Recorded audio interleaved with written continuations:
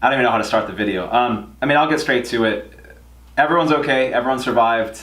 My M3 was in a very, very bad car accident. If some of you guys didn't know, I sold my M3 just a couple weeks ago to a new owner here in California. And I sold the car because I'm investing in my business, my agency for social media, and I'm trying to build up my empire, and I wanted to have more cash flow. And then M3, I kept modding it and I kept putting money into it, and it didn't make sense. So I listed the car on Craigslist and Bimmer Forums and E90 Post. And the car got sold within a couple hours. I sold it, I think, within 15 hours of the listing. So the car was pretty desirable. I spent 3 years building that car, and I spent 4 years trying to find it. It had to be Interlagos blue, 6-speed manual, all black interior, not cinnamon, not dove, no inserts, all black. Had to be a slick top. It had to be an LCI, so it had to be a 2010 or newer, or 09 or newer. It was a 2011.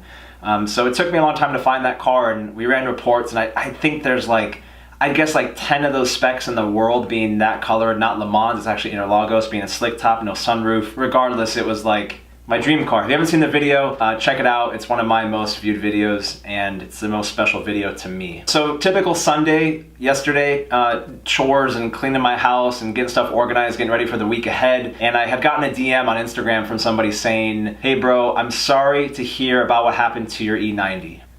What do you mean? What do you mean, like, cause I sold it? Or what do you mean? Can you explain?" And he said he heard rumors that the car had flipped in the canyons in Malibu, somewhere in Los Angeles. And when I saw that, my heart dropped. My stomach dropped. I was like, no, please don't be true. Sure enough, he sent me this picture. And he must have been there, or he must have known somebody there, because he gave me the photos like right away as it happened. From what I heard, I'm not sure on when it happened, but it really hurt to see that. My first initial thought was, is the driver okay? And the passenger, I hope everyone's okay. He told me that everybody walked away. He said nobody had a scratch on them, which was like, I'm so thankful it wasn't worse. Very thankful the roll cage did the job, because a lot of people gave me crap for that, and it actually saved 2 people's lives today, or yesterday, which makes me feel better about this situation. A couple minutes go by after that DM, and sure enough, another DM, another direct message coming into my Instagram saying like, "Hey dude, is this your old car? Hey, is everyone okay?" And it just sucked. It really hurt to see that. But knowing that everyone was okay, I was feeling much better about that. No one got hurt around the scene. Nobody got hurt in the car. Sure enough, Sunday night comes along and I get more direct messages. It's pretty low key. I messaged the guy who bought the car from me, and I was like, dude, please tell me you're okay.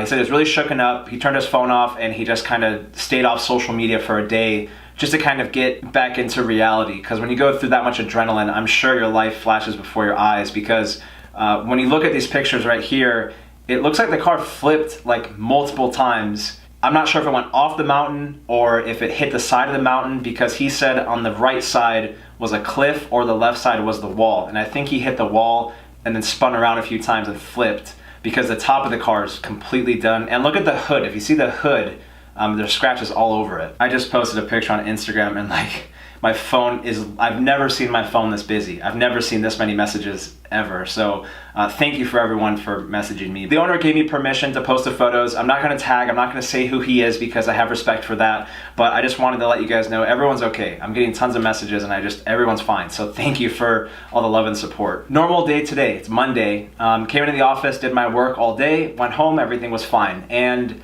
around 3 or 4 p.m., I get a tag on a local police station Instagram.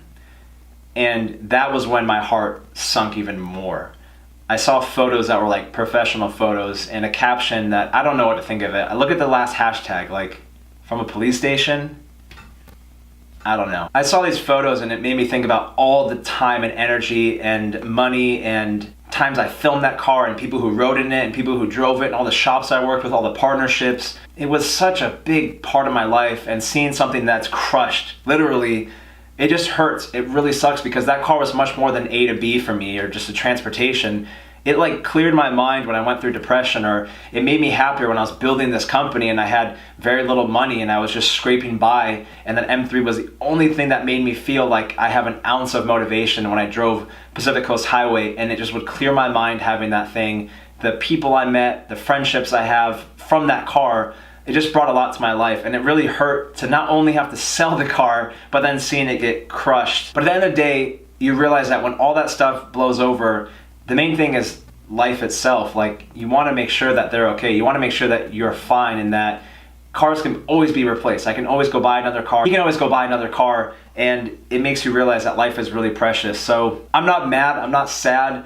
I'm a little hurt because it's my baby and I miss it, but at the end of the day, life does go on. Thankfully for both of those people in the driver and passenger seat, when you have a car like that, or you have a car in general, you have a big responsibility when you drive on the freeway, on the canyons, on residential streets. You gotta be careful. You gotta make sure you're always looking around and you're always cautious, and that if you ever have to second guess anything or you ever have to question anything, you probably should be a little bit more careful, regardless of who you are, because you just never know what could happen. But yeah, I just wanted to give an update video. Everybody's okay, everyone survived. The M3 is officially gone.